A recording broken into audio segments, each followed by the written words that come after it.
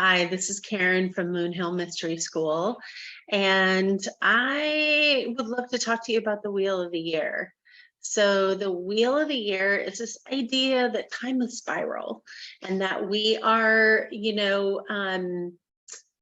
rather than thinking about time in this kind of linear fashion, thinking about time that it spirals round and round and round can help us connect a little more to the earth and the seasons, and kind of this idea that we get to pass through time again and again in a circular manner can just be helpful for the way that people like to think about how the world works.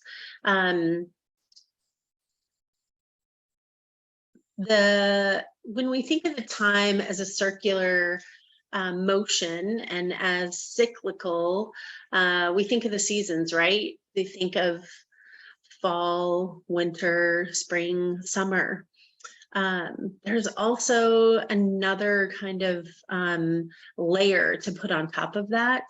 And that's the points in between those holidays. So we often think of winter solstice as being on December 21st or around that time, summer solstice being on June 21st, and then the spring and fall equinoxes being the times in between. Well, there's even another layer of points in between those spaces.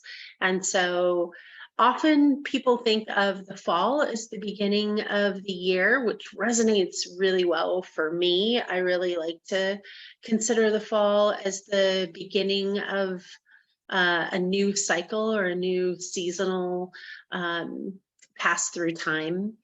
And so fall equinox can be feel as though it is the beginning of a new cycle. It's certainly when kids go back to school and we get a different kind of reset available to us.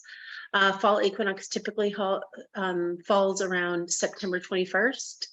And next we have Samhain, which falls on October 31st. Following Samhain is winter solstice on December 21st. Then we have Imbolg, which is around January 31st or February 1st. Next, we moved into March 21st, which is spring equinox. Beltane, which is on May 1st. It's a very May Day holiday. May 1st or April 30th.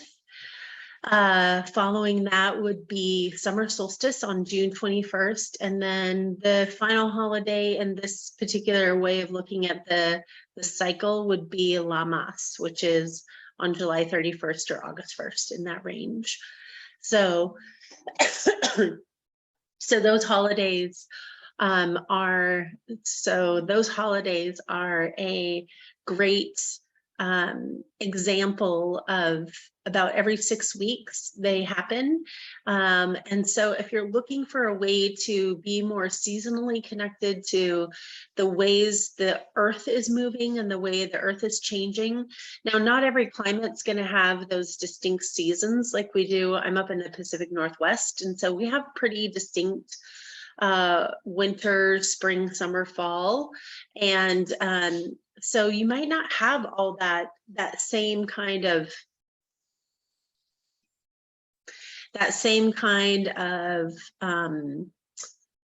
you might not have that same kind of transition in the place that you live, but it doesn't mean that you can't kind of sink deeper into that and notice those changes.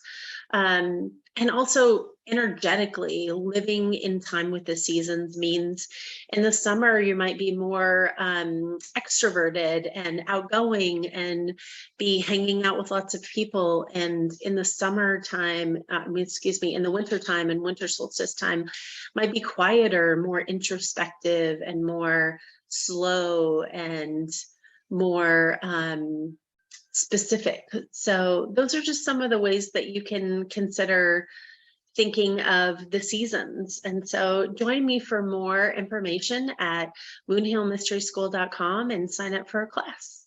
Thank you.